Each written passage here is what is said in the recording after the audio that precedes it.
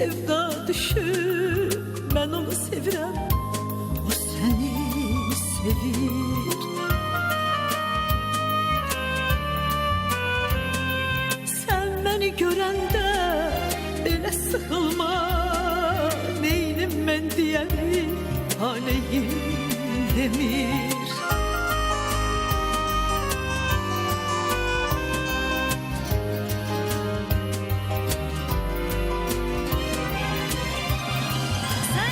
Susırsan danış benimle, sevginin günahı olmaz bilirəm.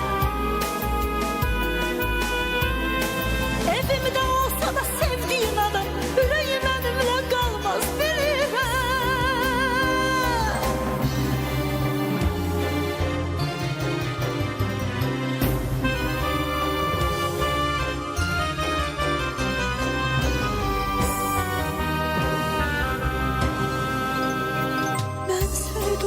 Sen de duy beni, kadın sevgisini anlar, kadınlar özünü sevdirir. Bilmezse gel yine de özünü damlar, kadınlar yine de özünü damlar, kadınlar.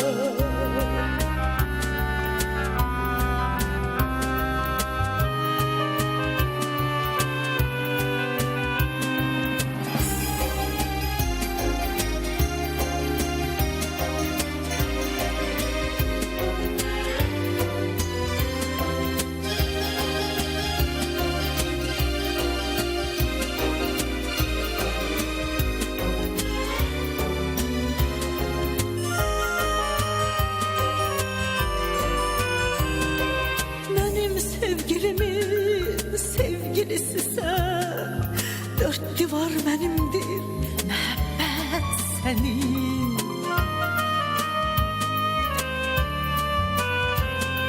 Neynek ben tələsdim, sen gecikimsən, benim ocağımda eriyir qəmin.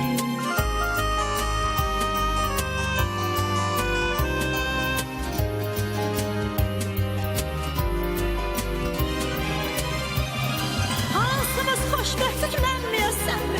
Ev otağı mənimdir, sevgisi sənin. Bir ağac əkmişik sevgi bağında, kökü mənim olub budağı sənin.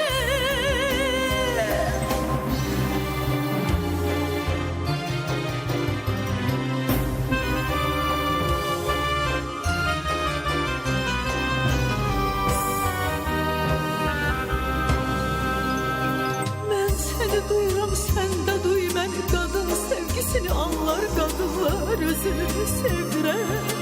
Bilmezse gel